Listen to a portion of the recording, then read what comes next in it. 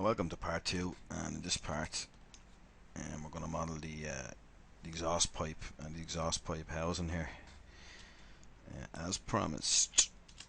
Right, so I'm just going to, you can select anything up here, any tool, make polymesh 3D, and then just drop your X, Y and Z res down to 1 and cube, quick cube, and I'm going to use the scale here just to bring it down to roughly the size and move it down into position and just line up these two corners. So I just want to say a couple of things about the different methods of scaling things. As you've seen, I have me the universal XYZ scale or size slider up here, which I think is taken from geometry position size. Yeah, it's taken from this one, so that's just dragged onto my UI. So in here, geometry size, you have them all here, and then you also have them down here. You have a size slider down here in your deformation palette.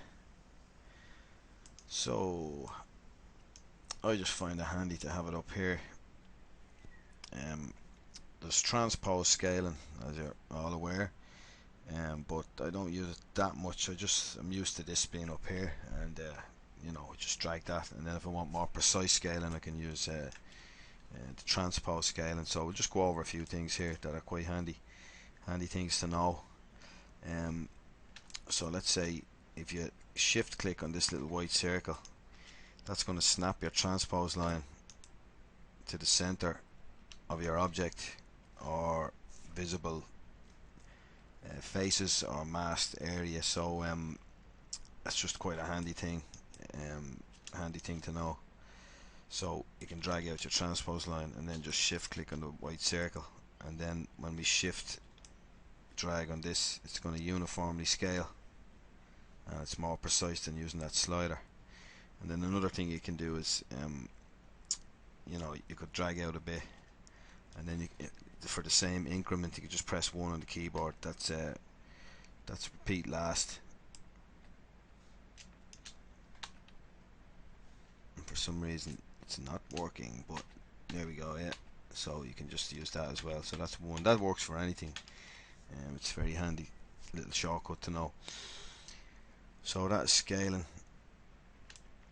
uniformly. All that you can drag the other handles around, and you'll get different results. You can see there that's scaling to the center of the world, and that's scaling on the Y. So you can just mess around with that. The transpose line has come a long way since the early days. It took me a while to get used to it. Obviously, you're coming from a 3D package, and you just have you have a translation gizmo that's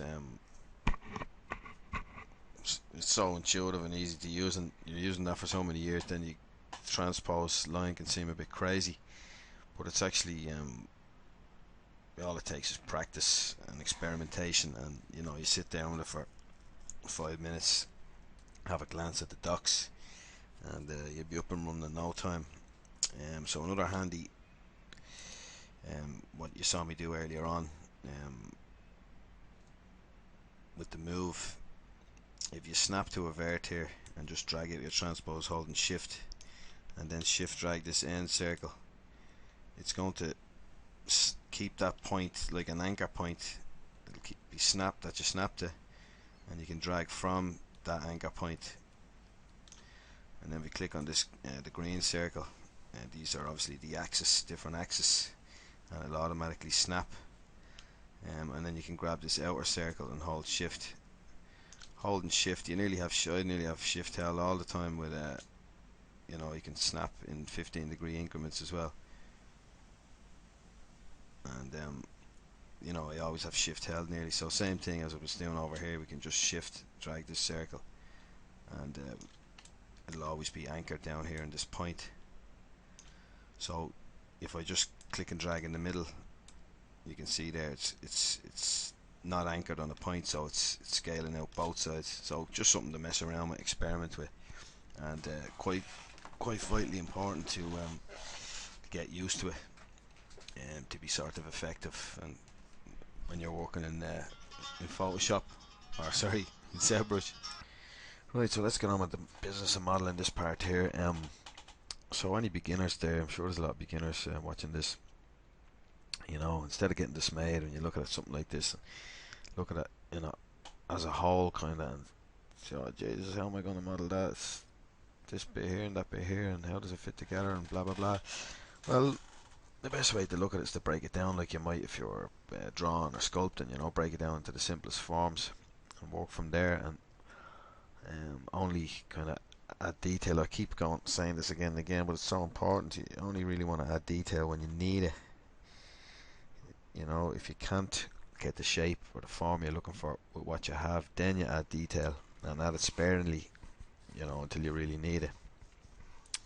So this here, I can break this down into very simple shape, and before you just start going in cutting lines all over the place and cutting in edge loops everywhere, you know, it's best to get the form. So the form is, you know, it's basically just a cuboid with the top face here, you know, scaled in here, here and here. So we want to get that form in place first before we start adding detail. So what I'm going to do is I'm just going to select lasso first, and I'm just going to sorry, select rectangle, Control Shift and then Alt and delete hidden. I'm going to just start with a single face. So this part here, we'll insert an edge loop here, so we know that this is the main kind of the crucial part where the form is going to change, because we have a surface change here on this angle and on this angle. So we'll stick that edge loop in first. So this is just kind of the way you want to think when you're modeling, sort of to make your life easier. You have to kind of break things down and do it as efficiently as you can, and the least amount of shouting and cursing and roaring at the computer screen in frustration. So next we're going to need these edge loops here. So what I'll do before adding that one in, you can see here we're in X symmetry, but nothing's down because obviously we're not on the world axis. We're not centered up here to the world. So if you just turn on local symmetry, you can see now the symmetry is localized to whichever subtool you're working on. So another handy little feature in ZBrush. Right, so we'll add in this edge loop here, and do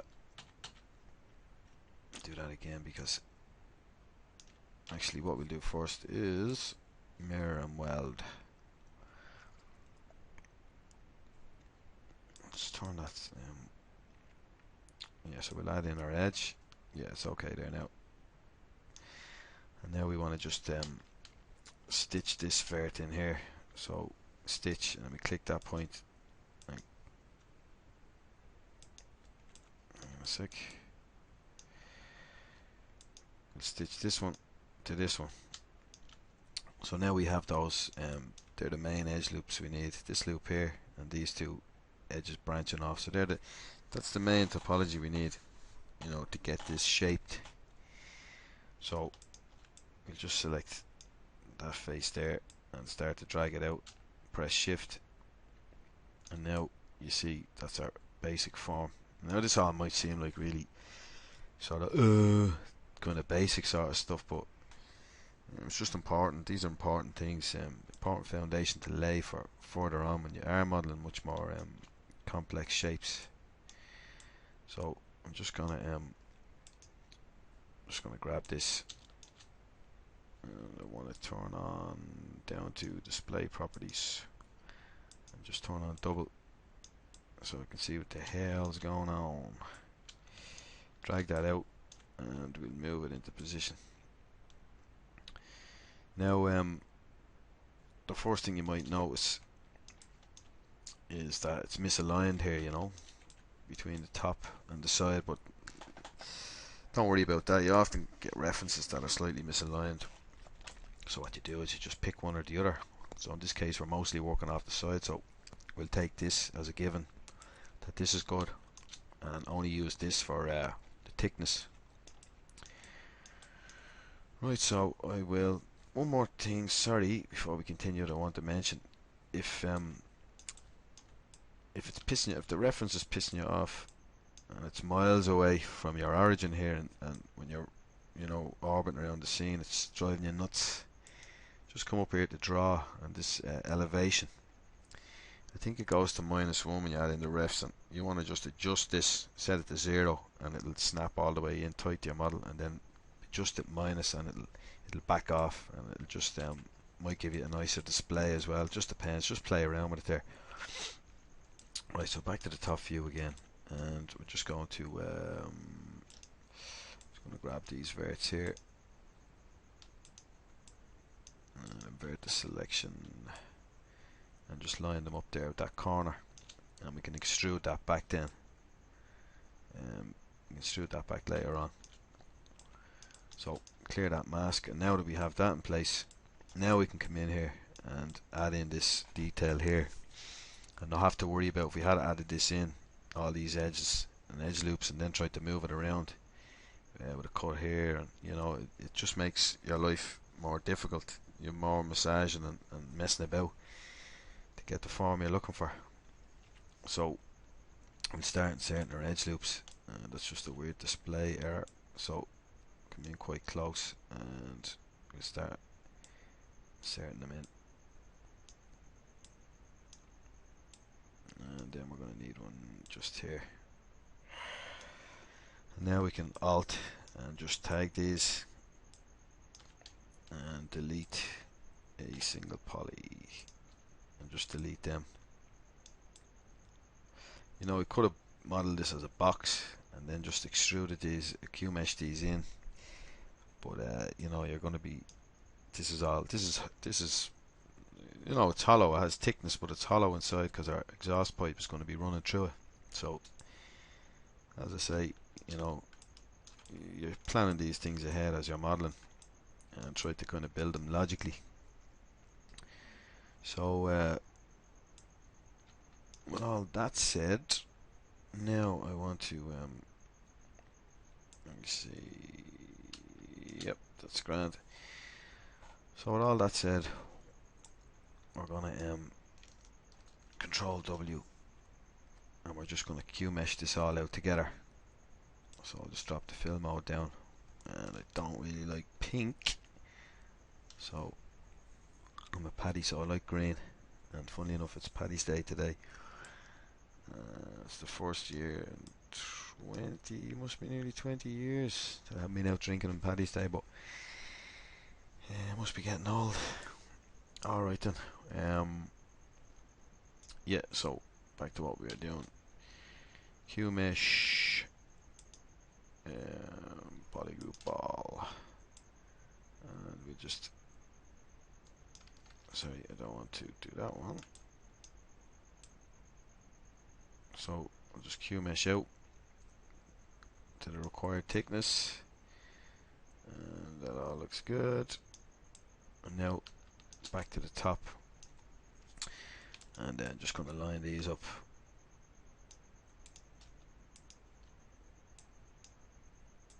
So I'll just line these up here,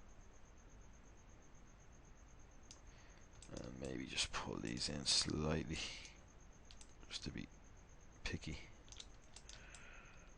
Right, now we sort out the bottom here. So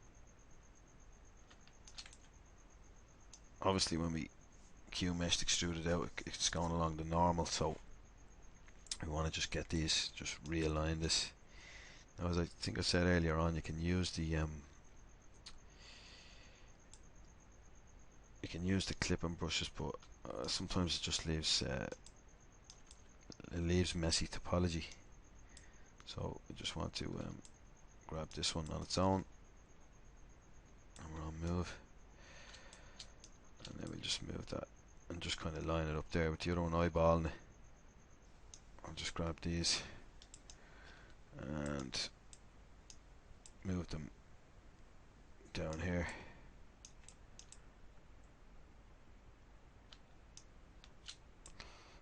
we can extrude these back in, as you can see where the geometry is getting really thin there. So I'm just gonna tag these. So back to QMesh and just tag these couple of faces and these three as well, and a single pie, and then we can sort that out after. It's just so that we don't have that, you know, if we had to move that, just a horrible kind of thin geometry. And now if we subdivide and go to our dynamic subdivision, and we're going to use the same, we're going to whack the Q grid up, set the coverage to 0, turn off polyframe, and then we can just bring the coverage up to our liking as we start to get the bevel that we like. And I usually turn on chamfer as well. And now we just need to fix this stuff up here, so I'll turn that off again. And you can see when we Q meshed out, it went out along the normals, and same thing. So back to fill mode, and we can see now how far we are out here. So what we want to do is just bring these back in, so into our line there, and now we'll just line these up, and that's pretty good. And same again here, clear the mask, and straighten that up. And maybe while we're here, straighten this up as well.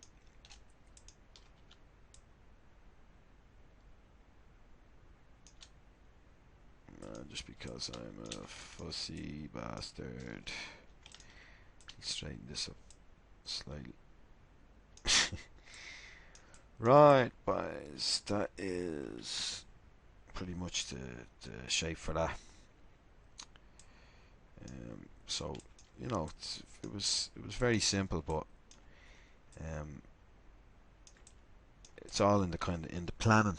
You know, there's many different ways this could have been modelled, so it's about just deciding on the best way, the easiest way with the least headaches, and it's still going to give you the result you want. And that's my theory on it. Anyway, some of this stuff can be hard enough as it is without making our lives harder by our own hand. So one more thing I want to do is I'm just going to add in an edge loop here. Doesn't really matter, just for the thickness, and then we'll Q mesh some of this stuff out here.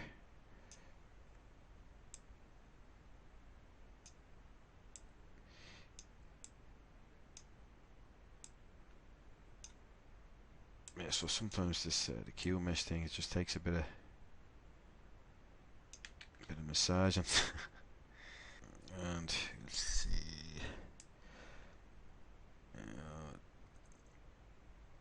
Let me just try something. Mirror weld, and yeah, that's pretty good there. Yeah. So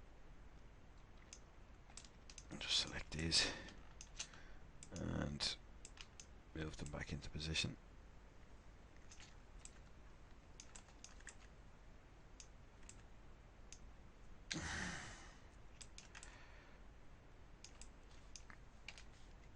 Sorry, I'm just having a bit of trouble there navigating.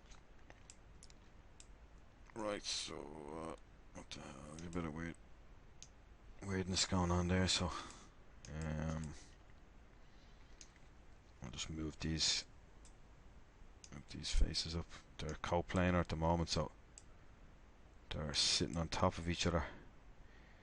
It wasn't a topological error or issue, it was just a kind of a visual sort of a thing. They were almost coplanar, so just this is all going to be hidden inside, so it doesn't matter too much, but it was shown on the front here, which does matter. So yeah, there is our finished object. Maybe there's a bit of weirdness going on there as well. In the form of, let me see.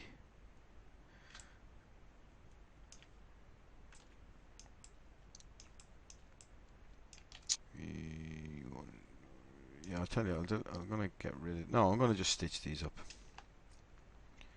Yeah, I'll stitch these points here.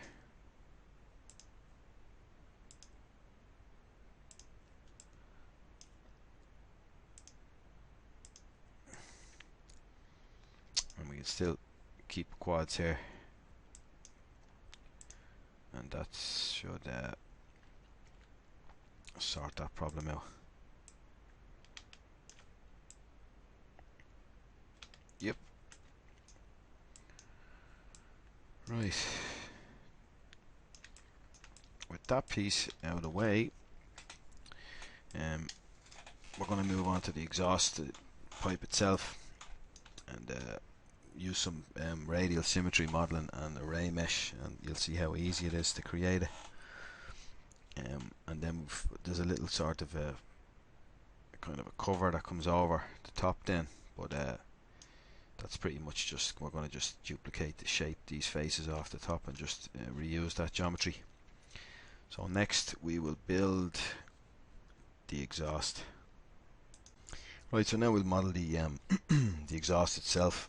And for cylindrical objects like this, with, you know, I can see this repeating detail with these holes and these cutouts at the top.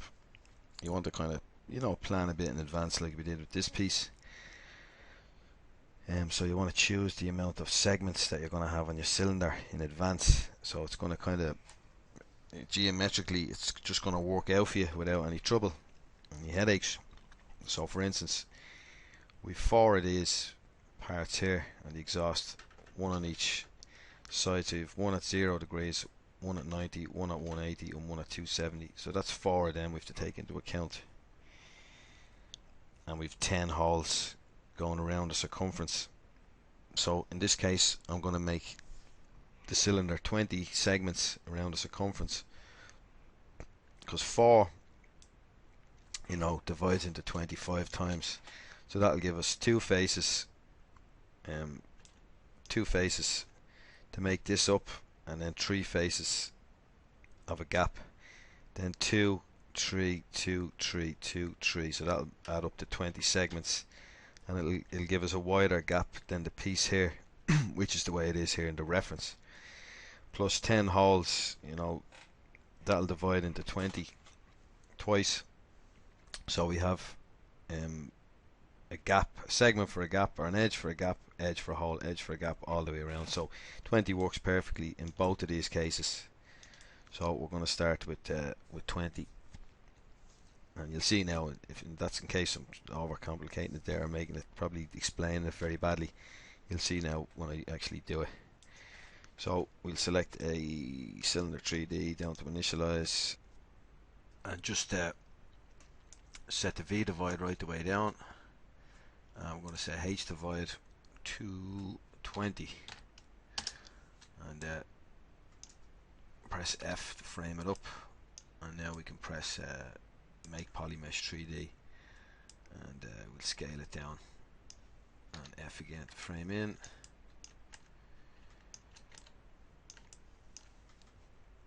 I'll just move it into position here, and I'm going to just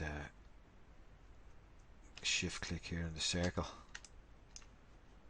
and we'll drag out that line, shift click in the circle, and shift, sorry, with scale on.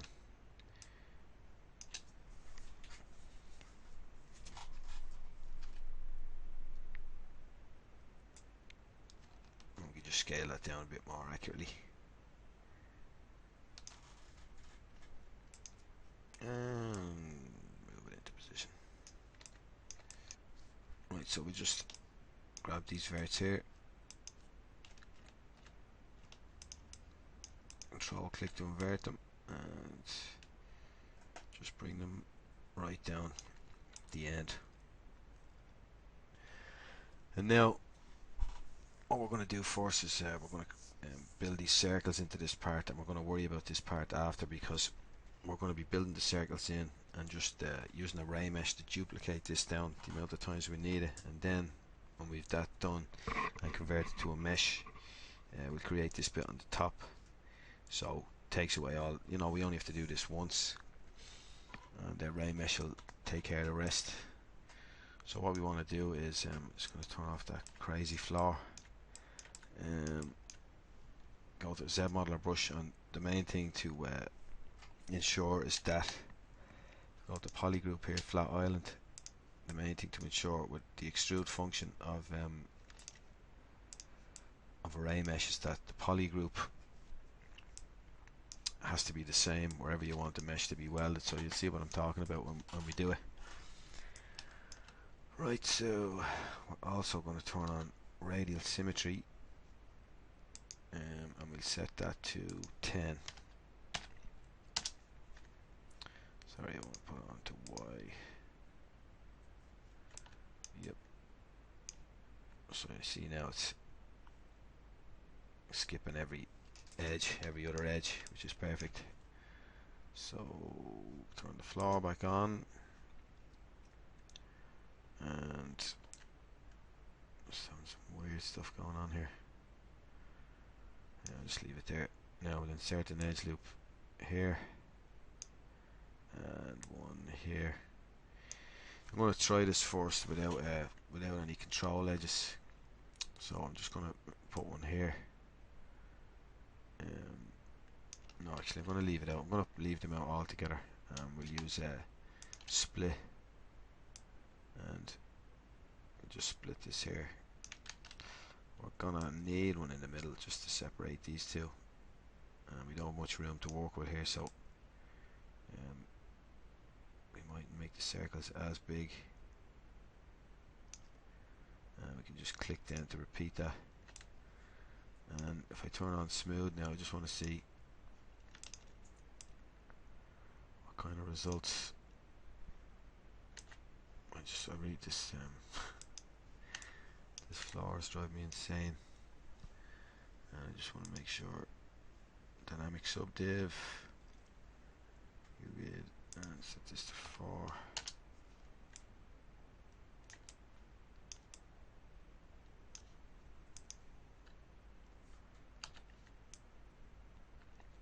Now with our radial symmetry still on, I'm just going to go to slide, and we'll just move this down with the smallest brush size we can. That is the smallest, but it's still affected, and just move this one up just so that we're spacing out this topology a bit more, you know. And now I'm going to Q mesh a polygroup island, and we just drag them in, and actually we mightn't make them as sharp. I might just inset them first, just so it's not quite as sharp.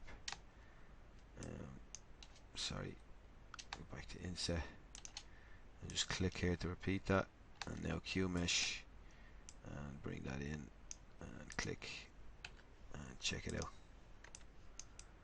and yeah, that looks pretty good.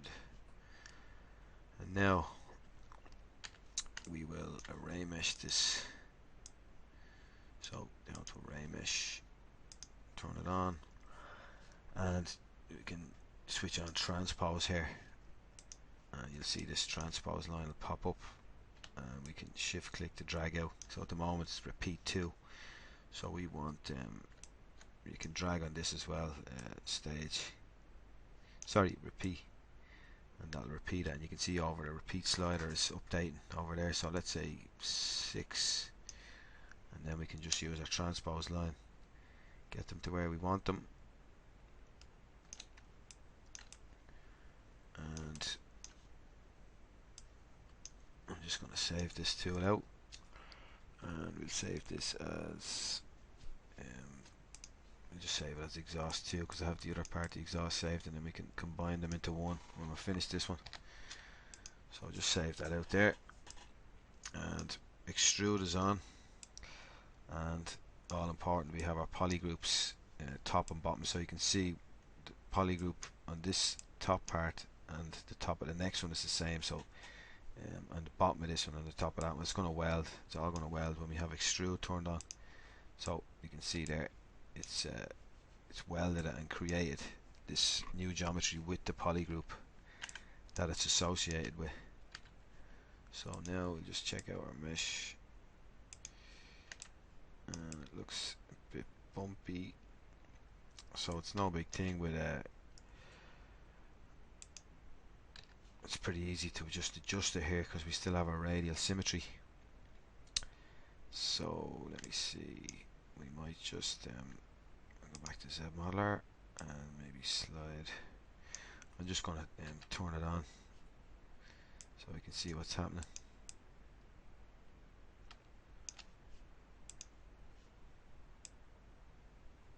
We sort of update it in real time. Now, because we've so many circles here in tight proximity and so many poles here,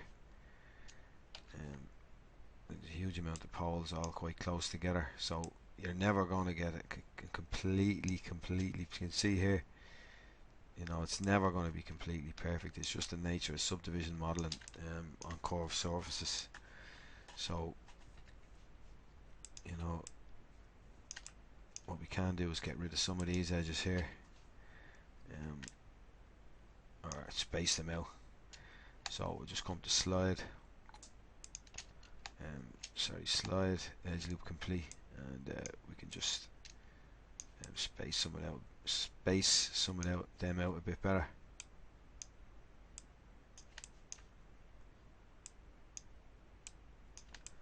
You know, so you can, before you convert the array mesh over, you can take a bit more time and get all this working. You only have to work on one of them then, but still, it's not a big deal. So you can see all that lumpy bumpy, but funnily enough, I prefer it to be like that, you know, because it's going to be a battered up sort of surface anyway, so I'd actually prefer it. But for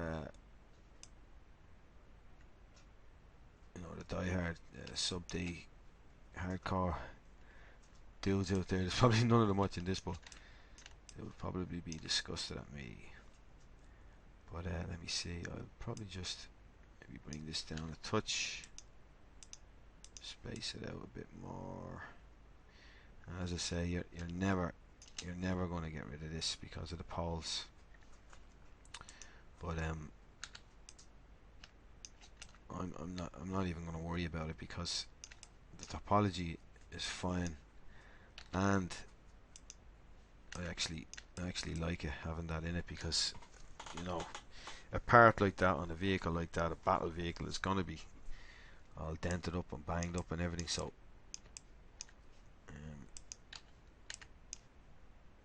it's not a huge deal, not at all.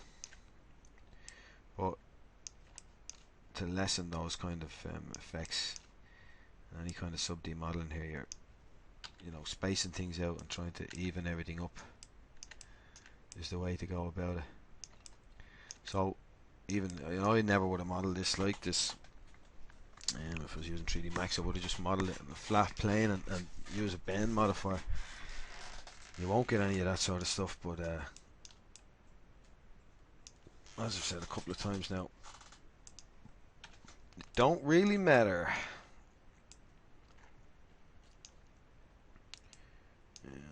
Yeah, I'm not going to keep messing about here because I'm happy enough with it here.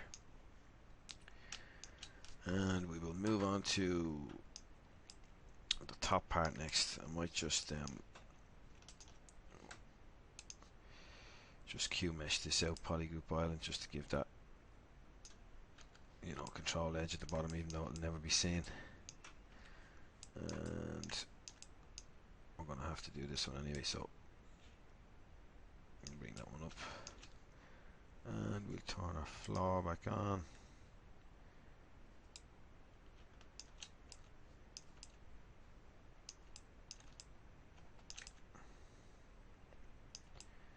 And let me see, Yeah, so we'll just bring this edge loop down a bit. Now we can just use the move poly. So move flat island. We'll just move that down and Q mesh a poly group island. Move that up. And grab these verts.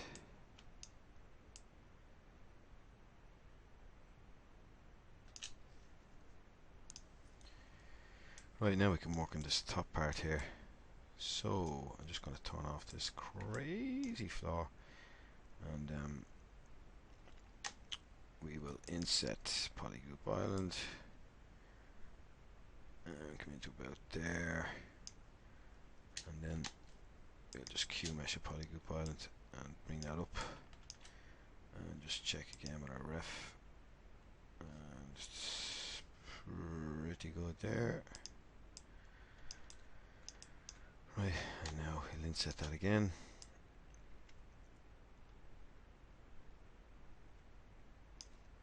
And now we're going to be, remember, 2 of these. So we tag 2 of them, and you're going to have 2 gap of 3, 2 gap of 3, 2 gap of 3, and 2 gap of 3. So that adds up to 20, 5 faces for each.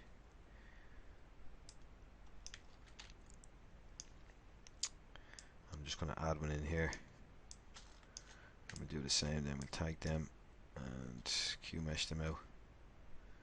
So that's kind of more what I was looking for. And I'll probably just might make that a bit thicker actually. So yeah, I'll just tag these really quickly, but and then we can bring them up. And let me see, I might scale that in, make it a bit thicker there. So I can just get rid of that and just bring it in a bit more, just to make that a bit thicker. And we'll just tag them really quickly and bring them down, inset them slightly, and bring them down again. And then we can just slide these edges. Slide edge loop complete. Just down a touch, and I'm going to just insert one here, and maybe bevel that. Single row. We don't need to bevel that one, and bevel this one 2 rows.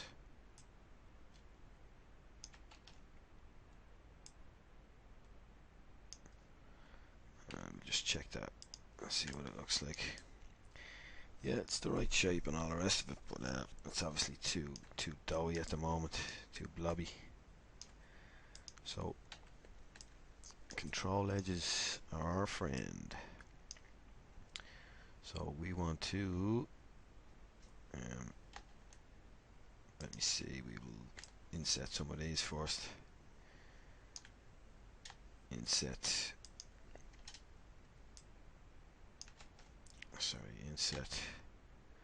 single poly and insert one there. Looking better, except for this part here I don't like, so what I'm going to do is add this into the selection and inset again, and check that now, and that's better. Insert the loop, check again, yeah, and that's much better now. That's much more what I was looking for. And now we just need to add one here and here and and here.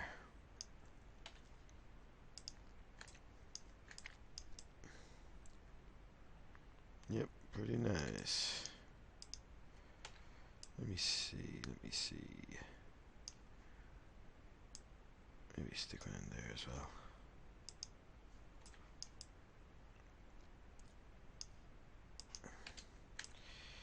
I don't like this edge loop here, so I'm going to delete it. And I'm going to just slide this one. Slide it up just to space that out more. And just making sure that I'm on 20. Oh, it shouldn't matter actually, but there you go. And that just gets rid of that nasty bit there. I'm liking this, but I might like to tighten it up at the top there a bit more. So, because all these kind of ones with the beveling on them, we can just I'm just going to turn off symmetry and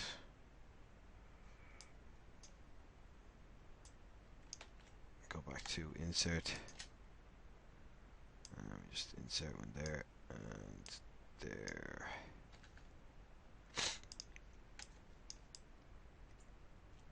Yeah, that looks better. And let me see. Yep, I think we'll stick one in here.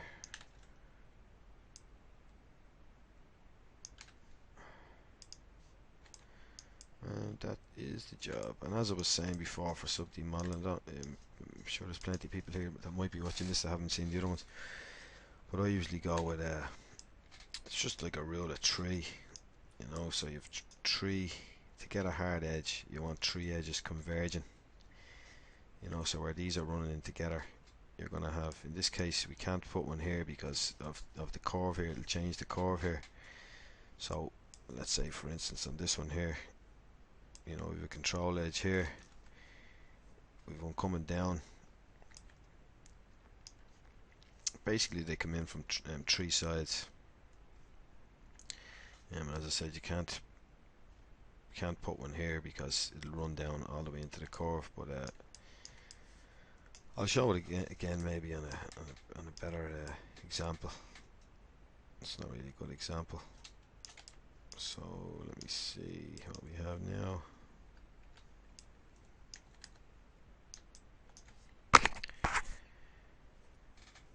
Right, well that's that part of the exhaust pipe built. So I'm going to come up to the housing and we'll append that now. So append, we'll stick that in there, and we'll just grab this one and move it into position. Now, looks pretty good. So, yep, I might want to just move it down, touch, turn off the dynamic subdivision because it's slowing everything down.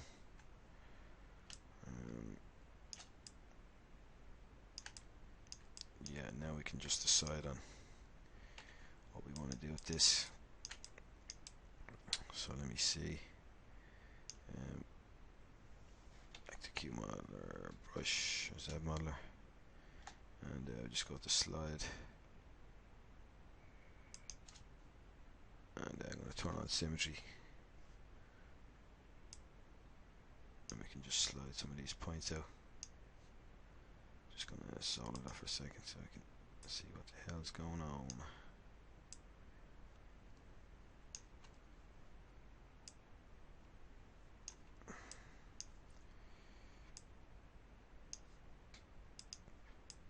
And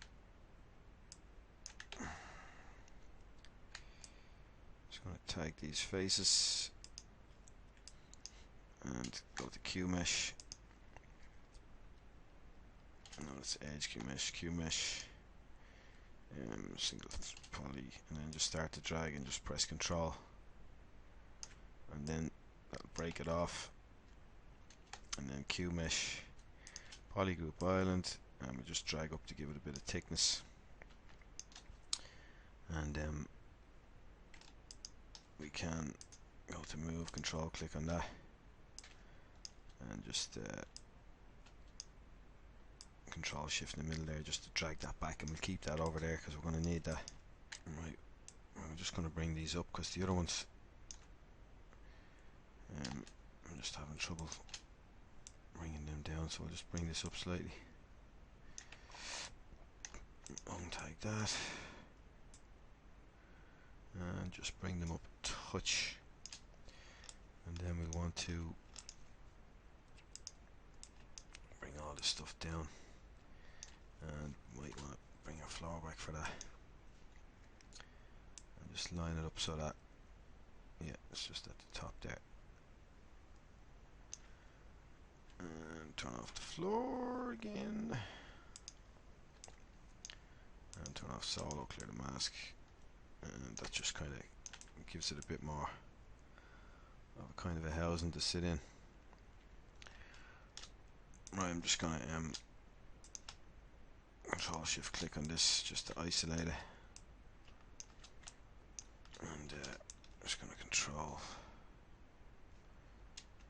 drag out a mask, invert it, and just move these points out just to give us a bit of room for our something strange is going on there because that's not masked. Just bring that out there, and back to Zmodeler, split, just split that out, bring these back on solo, and we might just maybe scale that down a touch, and back to this just to check the polyframe. We don't really have a huge amount of space, and I think the easiest thing to do is later on we can just put a kind of an outer ring around it, and drop it down to place, and maybe you know, just move it back slightly. If we have a look at the floor from the top, you can see that that it's actually going in on the tank, but there's no kind of signs of any cutouts or anything. So we might bring it back into there, and yeah, sure, we could do that and give ourselves a bit more space. Let's see now, back to this, and yeah, I think we'll drop that, the ring I was talking about, we can drop that in later on, just leave that the way it is, and that'll work for me.